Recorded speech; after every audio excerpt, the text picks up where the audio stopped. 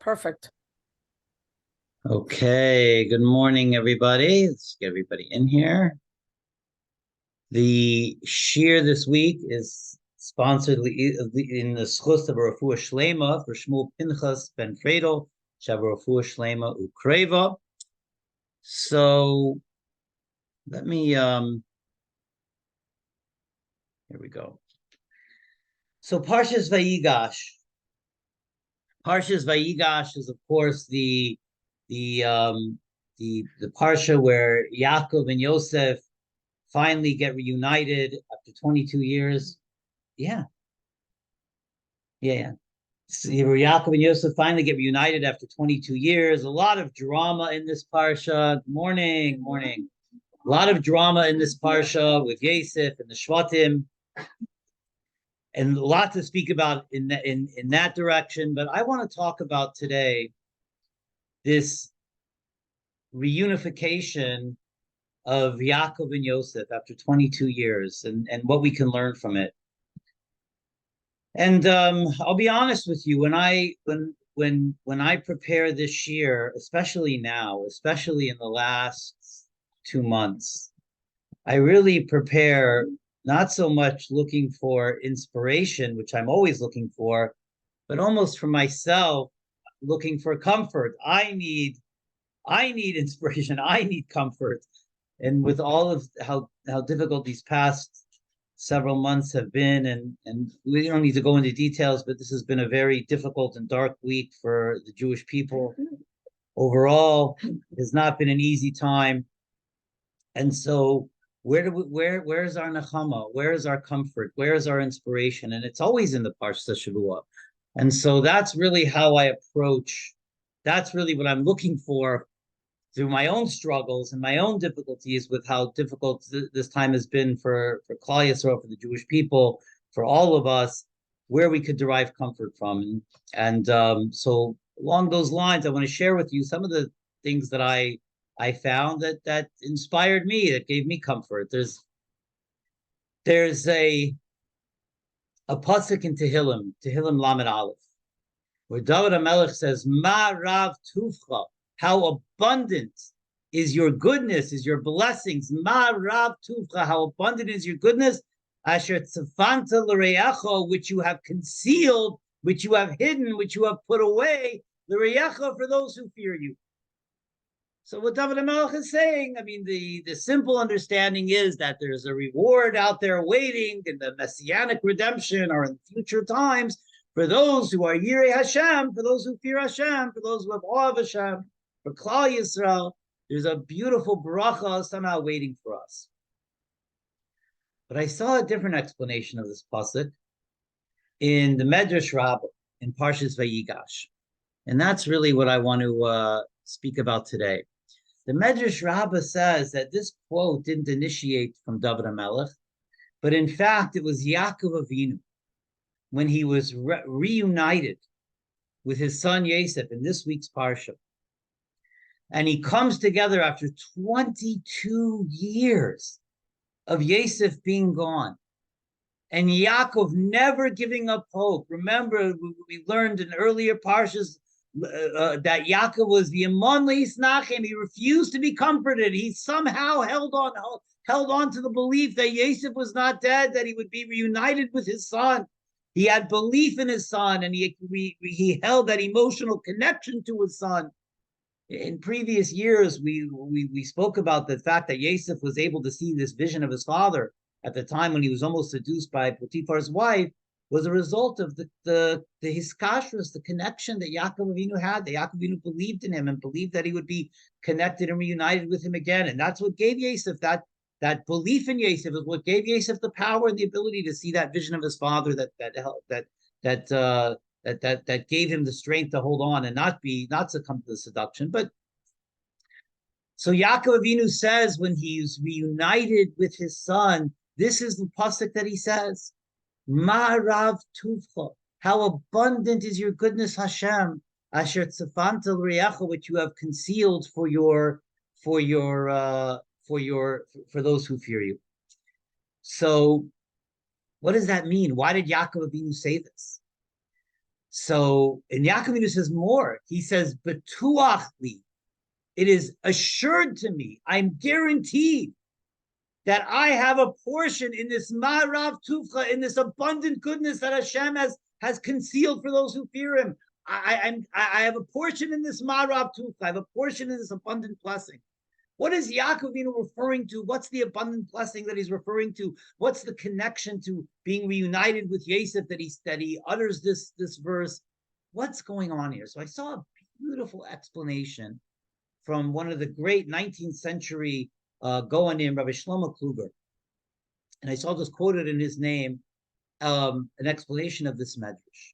And it's based, he says, on his Perush of another kapitel in Tehillim that we say in davening every day. Kaveh al Hashem, that we should always trust and hope in Hashem. Chazik v'ametz libecha, we should strengthen our hearts, the Kaveh al Hashem, and hope in Hashem. And the Chazal say, what's Kaveh al Hashem? Hope in Hashem, trust in Hashem. Chazik v'ametz libecha, strengthen your heart, the Kaveh al Hashem. Why Kaveh al Hashem twice? Why hope in Hashem twice? Why does the pasuk say it twice? Why does David HaMelech say it twice in Tehillim? So the Chazal say, Kaveh, Chazer, Kaveh, that we should always hope, we should continue to hope. But Shlomo Kluger says it even deeper. He says, Kaveh el Hashem, when we're going through a difficult time, when we find ourselves in an Eis Sarah, in times of pain, in times of difficulty, in times when we're struggling, whether it's collectively as a nation or whether it's individually my own life. And I do all of the things that I meant to do, says Shlomo Kluger. I daven, and I daven with kavana, and I give tzedakah, and I do ma'asim tevim, and I make the kalim for Hashem's Yeshua, and nothing changes. In fact, things seem to get darker, and things seem to get more difficult and more painful, and the darkness seems to be unending. And when is it going to end? We don't know, and it doesn't seem like it's going to end. Even though I'm davening and I'm making the kalim. So this is Shlomo Kluger is exactly what David HaMelech's talking about. Kaveh el Hashem, we hope and we have trust in Hashem. And even when things don't work out as we want them to, and even when we find ourselves still continue to be in an Eis Sarah, in a time of darkness and difficulty, Chazik v'ametz libecha, in those times we have to strengthen ourselves.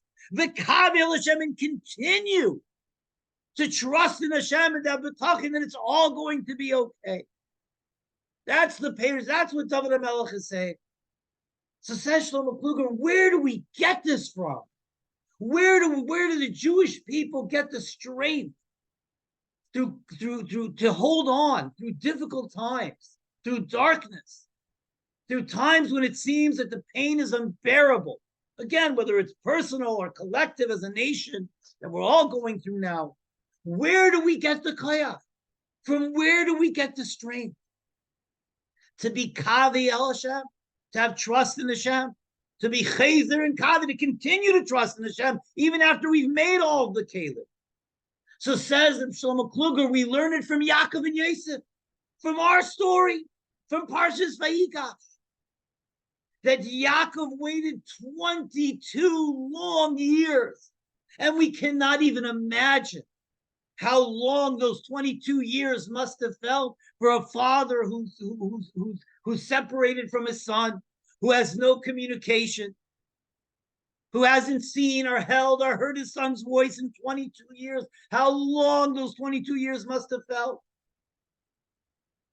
The Emunah is Nachem, and throughout those 22 years, Yaakov refused to be comforted. In fact, the Lubavitch Rebbe explains when Yaakov reveals himself to the brothers, and he says, the first words that he says are in our Parshas, Ani Yosef Ha'ed Avichai.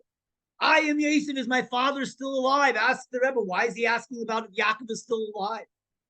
The entire conversation beforehand was about Yaakov being alive. Before Yosef revealed himself to the brothers, they had this whole conversation about they have an older father, and he's already lost one son, and if the king keeps Binyamin, he's going to lose another son, and it's going to be too much for him, and then when they come back again the second time after to bring back Binyamin, Yosef asks them, your father that you spoke about, is he still alive? And they say, yes, he's still alive. And now he reveals himself and he says, is my father still alive? That was the conversation they just had. It's obvious Yaakov is still alive. Why is that the question that Yosef asks? And all the different commentaries give different answers. And the Lubavitcher Rebbe says, Yosef's, because you notice they never answer the question. They don't answer the question because it's a rhetorical question. They already spoke about previously that Yaakov's still alive.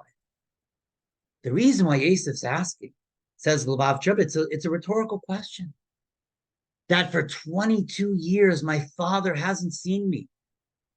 That he's been in this incredible, immense pain. How did he last? How did he hold on?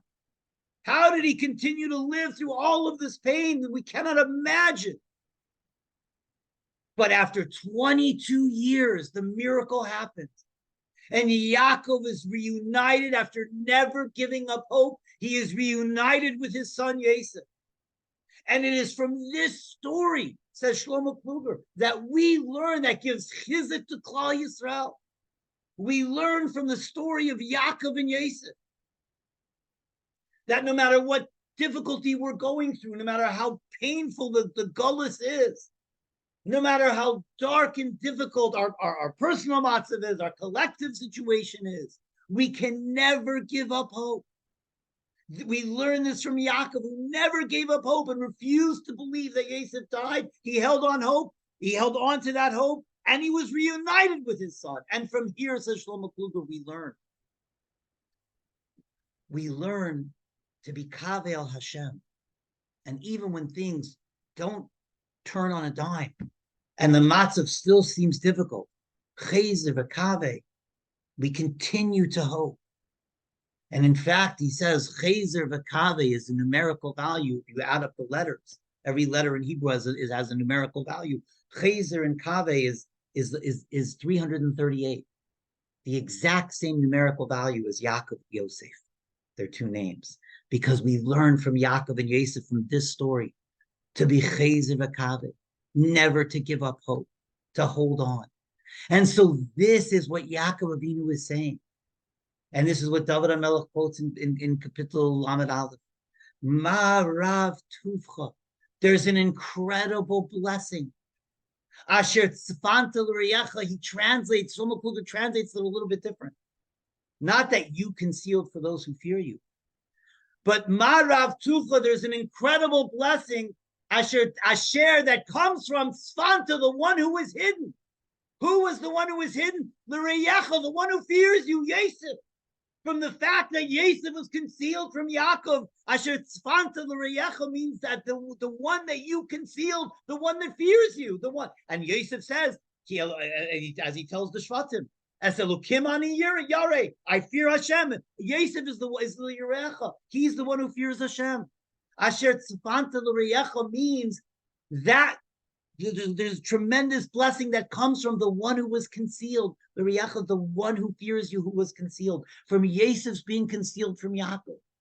For 22 years, there is a tremendous blessing in that results from that. And this is what Yaakov is saying in the Medrash, Betuachli, I'm guaranteed, Ma'arav Tufcha, that I have a portion in this incredible blessing that comes from Asher Tzfanta, that Yosef was here, that Asher Tzfanta Riyacha, that your Yira, the one who fears you, was hidden for 22 years. There's a tremendous blessing in that. What's the blessing? The blessing is the chizuk that story will give to Klal Yisrael throughout the generations, throughout their thousands of years in a dark exile. Their hope and the future, their hope will be in the story of Yaakov and Yosef. That's the blessing Yaakov is talking about. That the fact that Yaakov held out hope and he never gave up hope and he continued to, and he was ultimately reunited with his son, teaches Klal Yisrael that even when times are difficult, even when things seem like there's no hope, even when the gullus marches on and it's dark and it's painful and we cannot see when the pain is going to end, and even after we make all of the kalim and we daven and we give tzedakah and it's still dark. But there's a tremendous brach in the story of Yaakov and Yosef. And that is the power of our betachon in Hashem. And that when we have that betachon, and we have that emunah, and we're kaveh Hashem, we hope in Hashem, and we don't lose that hope, that the salvation absolutely will come. And that's what we learn from Parshas Vayigash. And this, as Shlomo Kluger, is such an immense lesson for every one of us who are going through tsaros and galus. All we have to look at is our parsha. Our parsha is HaKadosh Baruch Hu's way of telling us. Yaakov was reunited after 22 years of not giving up hope. We shouldn't give up hope either. And I saw such a beautiful idea from, I saw it in the Sefer Eish Tamid, from Yisrael Meir Druk, and he says, Rav Yisrael Meir Druk, and he says that when in Parshas Vayigash, when all these, in the beginning of the Parsha, when the brothers cannot understand what's going on, what is happening, they come down for food, they're accused of being spies, Shimon is held captive, well, they have to go back and get Binyamin, he puts their money back, he hides the silver chalice in Binyamin's sack, they cannot figure out what's going on.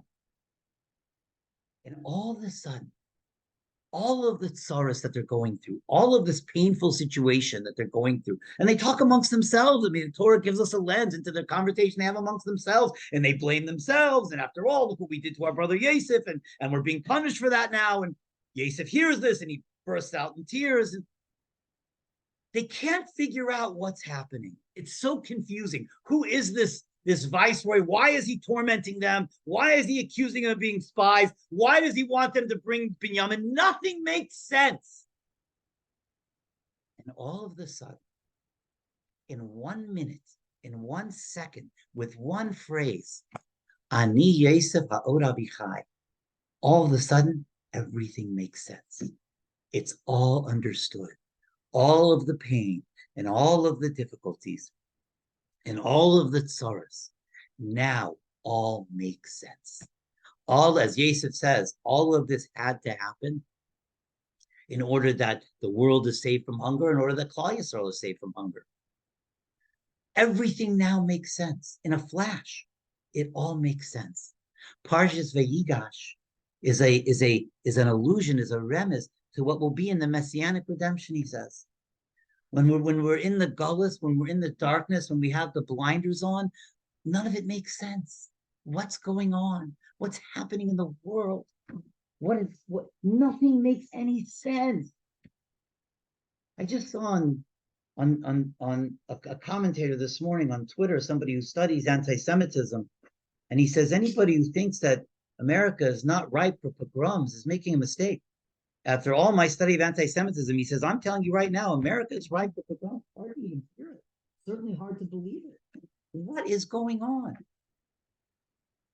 Nothing makes any sense whatsoever.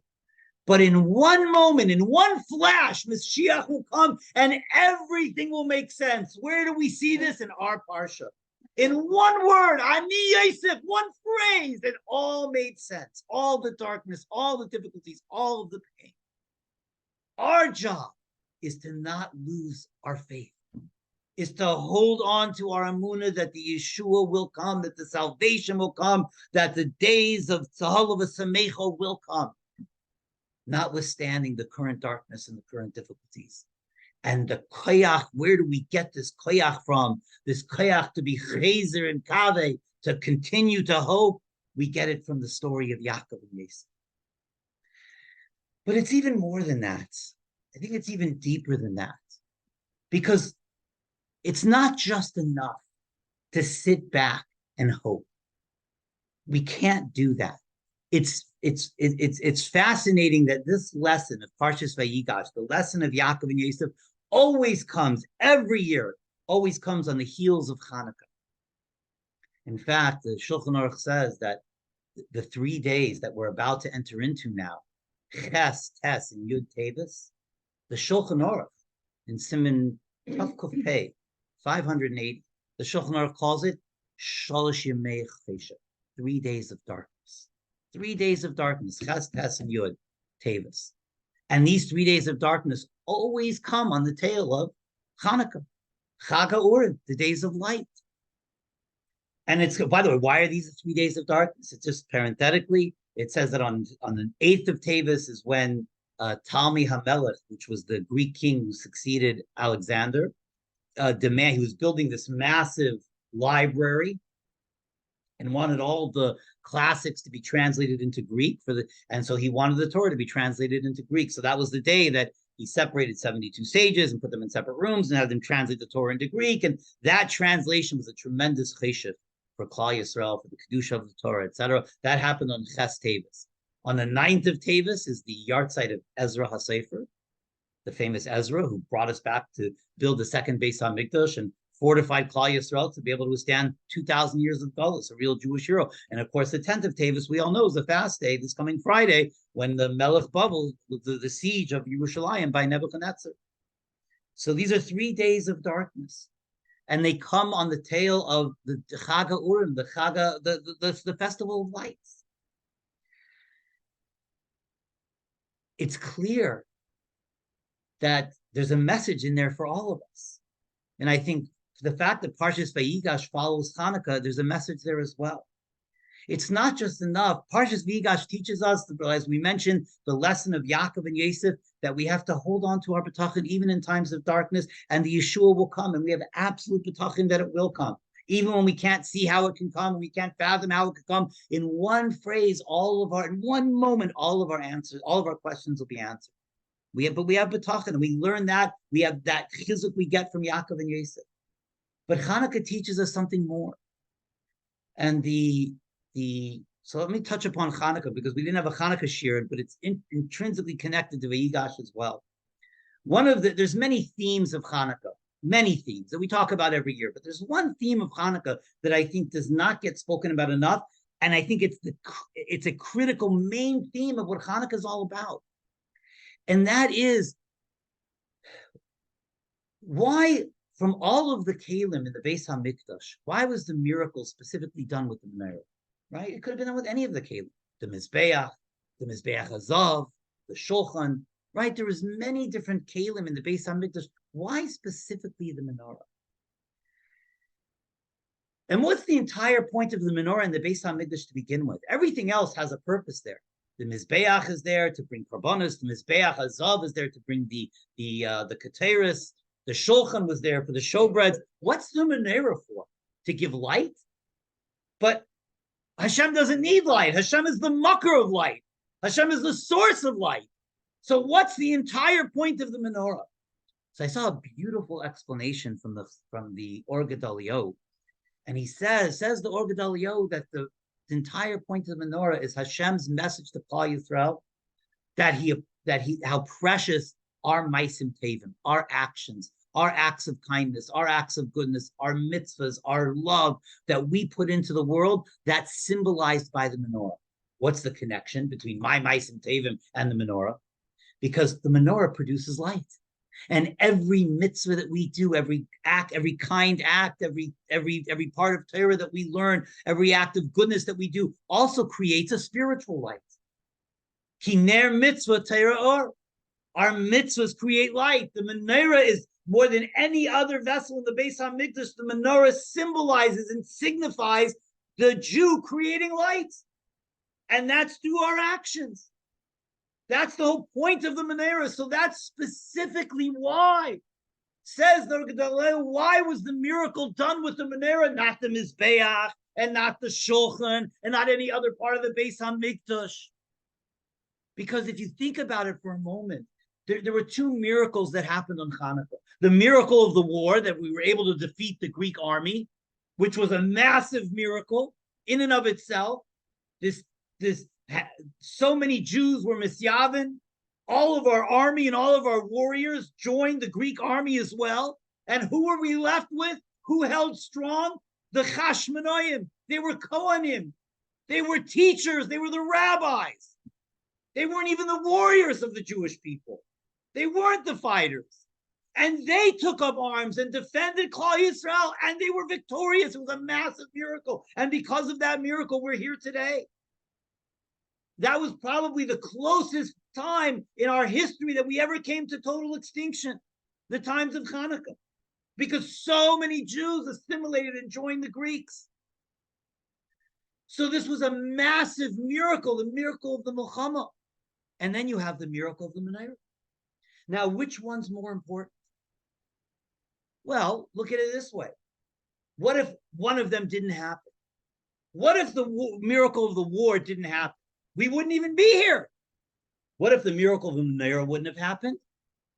It wouldn't have had any effect if it did or didn't happen. In other words, out of the two, the miracle of the war seems much more important. That seems like the critical miracle, the Iker miracle, the main miracle, the fact that we survived. And yet, what do we celebrate on Chanukah?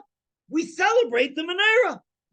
In fact, if you look in the Gemara asks, "My Chanukah, what is this? On what nace was this Yom Tov Kaveya?" The Gemara answers, the nace of the Menorah, the miracle of the Menorah. We don't even commemorate the miracle of the Milchama. I mean, we mention it in the Al Nissim, but the entire festival, the entire Yom Tov, the entire celebration is the miracle of the Menorah, seemingly an unnecessary miracle. Why is the miracle of the Menorah the one that we celebrate? Why did the Chachamim make that the main focus?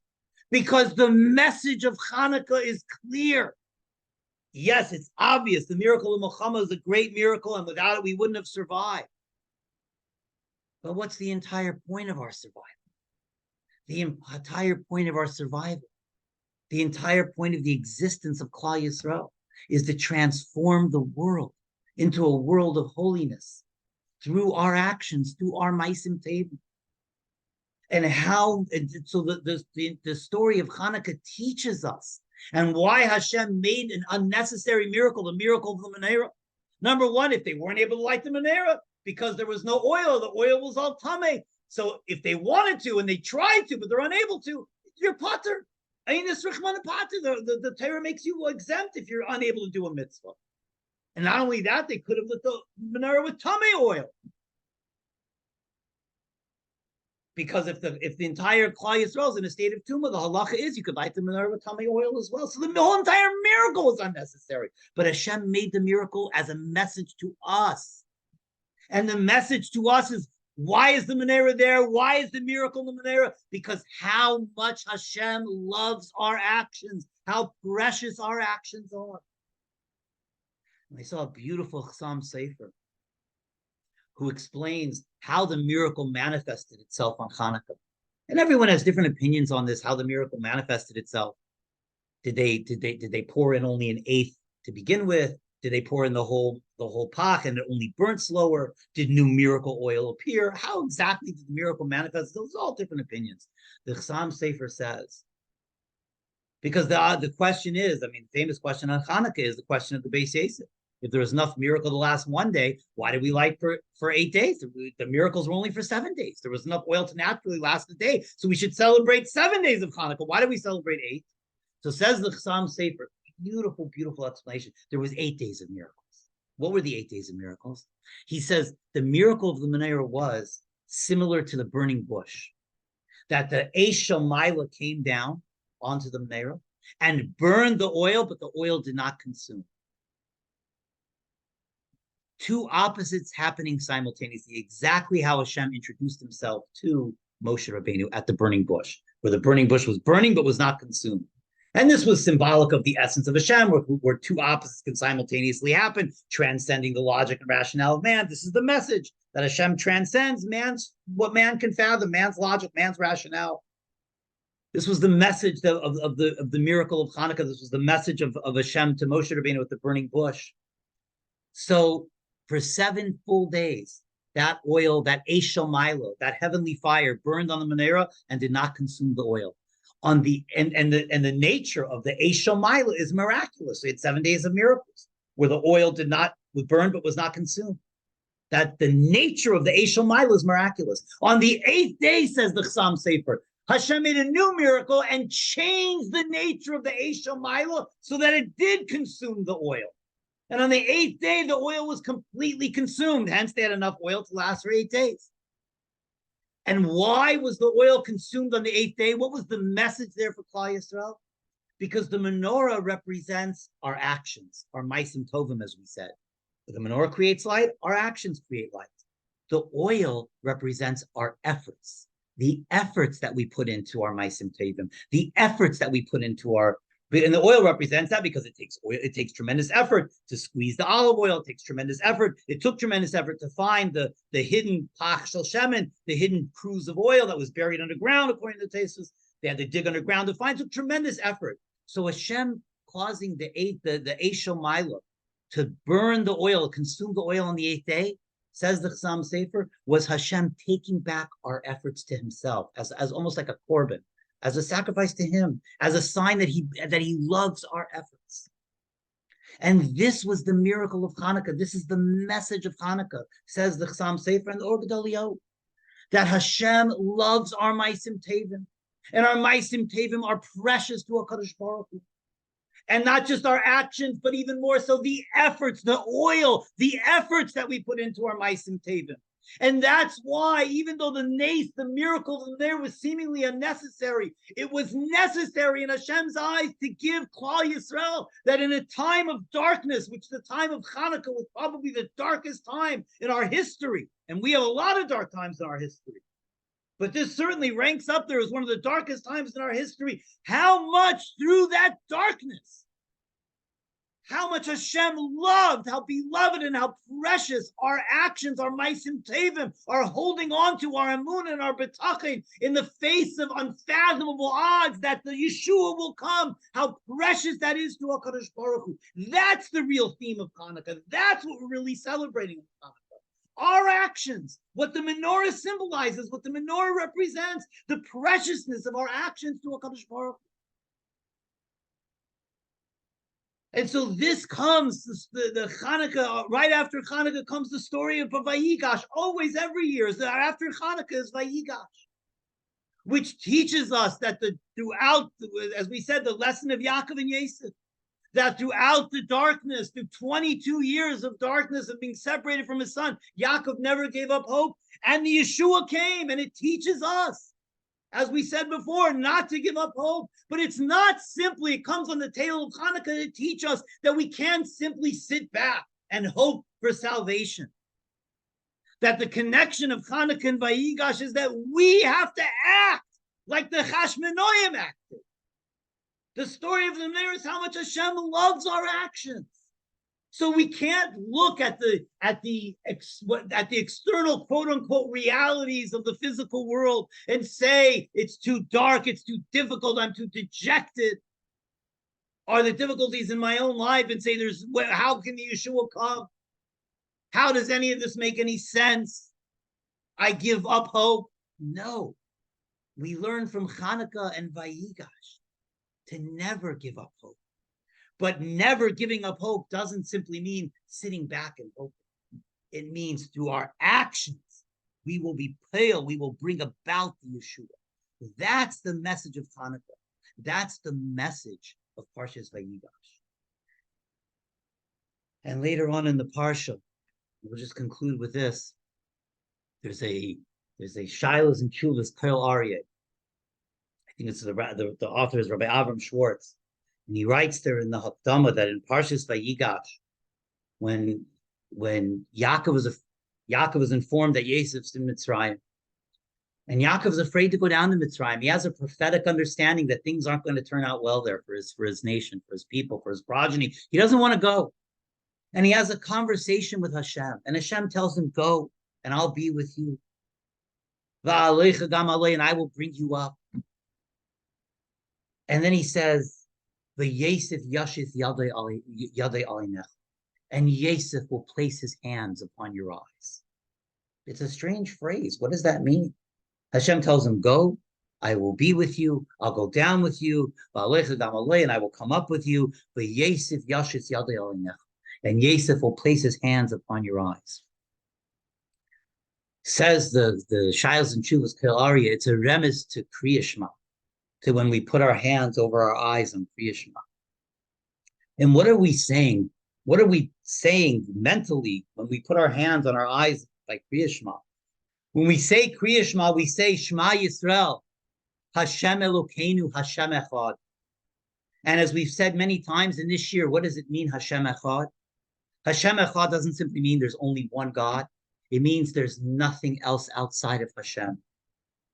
It means that even though you look around the world and everything seems to deny Hashem's existence, or so many things seem to deny Hashem's existence, and there seems to be a plethora of so much division, and there seems to be so much evil, and we can't understand the world, and the world makes no sense.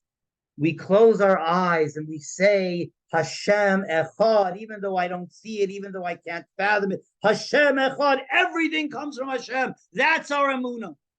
That ultimately everything comes from Hashem. And so this is what Hashem is telling Yaakov Avinu. Yosef Yashis Yada Eleinecha. That from the story of Yosef, from you being reunited with Yosef, we learn to close our eyes to what's seemingly the external reality of the world and understand that underneath that external reality, there beats the heart of a completely different reality of Hashem Echad. And ultimately, everything that we see in all the negativity and all the things that we can't understand and we cannot fathom, it is ultimately Hashem Elokeinu, Hashem Echad. It ultimately all comes from Hashem. And even though we can't fathom it and we can't understand it and we're burdened and we're hurt and we're stumbling in the darkness, Kavel Hashem, close your eyes to that reality. Open your eyes to an entirely different reality, the one that we say by Kriya Shema, that Hashem Echad, and Hashem will bring the salvation. And this is what Hashem was telling Yaakov, Yosef Yashis Yada Eleinecha, that even though it seemed like it was painful for 22 years, from Yosef we learn Yashis Yada Eleinecha, that you can't just look at the externalities of the world and determine what reality is. That you have to close your eyes sometimes to the externalities, and understand that underneath the external beats the heart of Hashem Elokeinu, Hashem Echad. And that's the message of Parshas Vayigash. That no matter how difficult and no matter how painful our current circumstances are, we learn from the story of Yaakov and Yosef never to give up hope. And we learn from Chanukah that not giving up hope means not giving up hope in our actions to be able to be Pale Yeshua. That it is our actions through the darkness. It is the efforts, it is the oil, it's the efforts that we put into it that ultimately will bring the Yeshua and the salvation.